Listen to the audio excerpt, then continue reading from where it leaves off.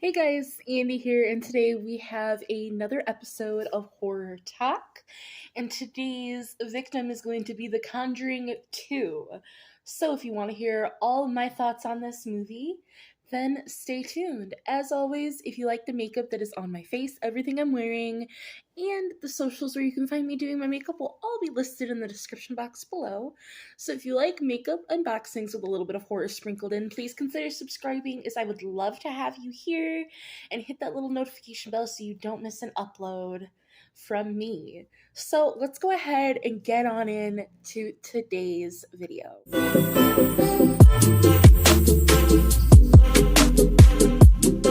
So like I said, today is going to be about The Conjuring 2, which this came out in 2016 and has an IMDb rating of 7.3 out of 10. And the storyline is, in 1977, paranormal investigators Ed and Lorraine Warren travel to London, England, where single mother Peggy Hodgson, you know how I butcher names, and I am so sorry. Like, I've seen these movies, and I've heard how they're pronounced, and I could easily look up a pronunciation, but do I? No. She believes that something evil is in her home when Peggy's youngest daughter starts showing signs of demonic possession. Ed and Lorraine attempt to help the possessed girl, only to find themselves targeted by the malicious spirit. Of course, we have our trivia, my favorite part. On the first day of shooting, a priest was brought in to bless the set, which, that's super interesting to me because they didn't do that for the first set. So, the fact that they felt the need to do that for this set is very interesting. At around 5 minutes into the movie, the ghost boy that Lorraine sees when astral projecting is based on the infamous Amityville photo supposedly taken by Gene Campbell, a professional photographer who was part of the team who worked with Ed and Lorraine. Very interesting, because I didn't know that. It's so interesting to me that these little pieces that you think have absolutely no meaning, every little piece to these movies has meaning, and I love that. The real-life events in Enfield became the largest recorded paranormal case in poltergeist activity in history, which is so amazing because, not amazing in a good way, but, it's crazy to think that, obviously this was based on real events, and that's just crazy to think of, how horrifying this must have been for this family and for this little girl. Could you imagine, if this was happening to your family, what you would do in the ends of the earth that you would go to, help fix it? Again, this is my little spoiler alert. We're gonna get into the kill count here. There isn't too many in this one, but if it's not your jazz, I totally understand, and this is going to be your point to click off the video. So we have a kill count of 9 in this movie. Not too many, honestly. We have a couple that happened before the film. Let's see. We just have one. One that happened before the film, and then the 8 that happened during. So, honestly, not too many, especially compared to some of the later movies, and even the ones that happened before this. So, the one that happened before the film was Bill Wilkins. He died of a hemorrhage off-screen, but it's mentioned. And then we have the 8 that happened during the film. We're starting off with Ronald Defoe Sr. He's shot in the back by Ronald Defoe Jr. under Valak's control off-screen. We have Louise Defoe, shot in the chest by Ronald Defoe Jr. under Valak's control.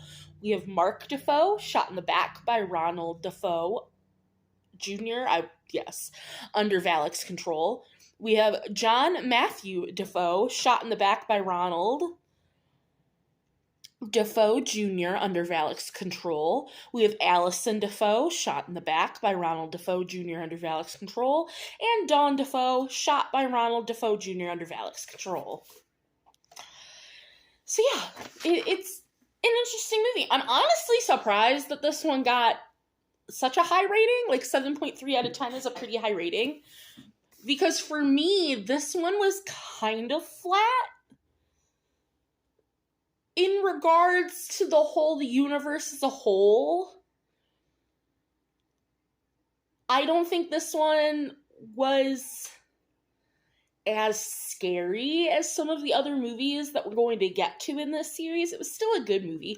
Like, I personally don't think that there are any bad movies in this whole universe of The Conjuring.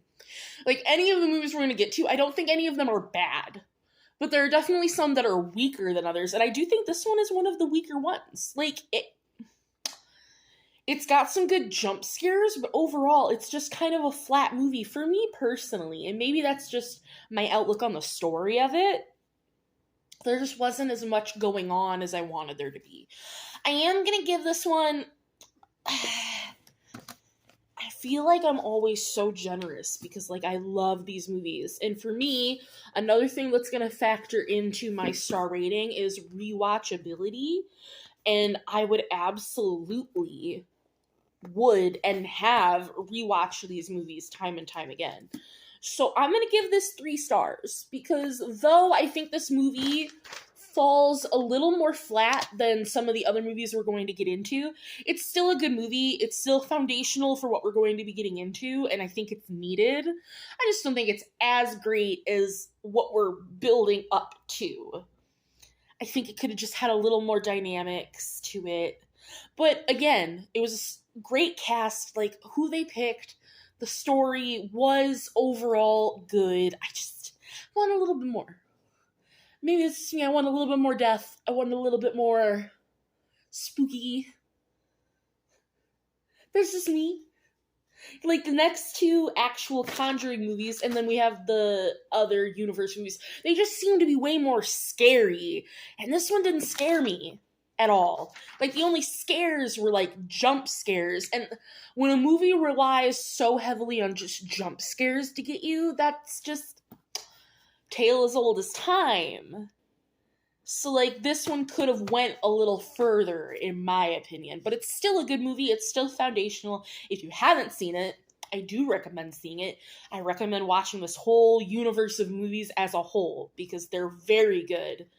So, again, I'm going to give this one a 3 out of 5 stars, and I look forward to doing the next one. Again, if you have any movie recommendations, please leave them in the comments.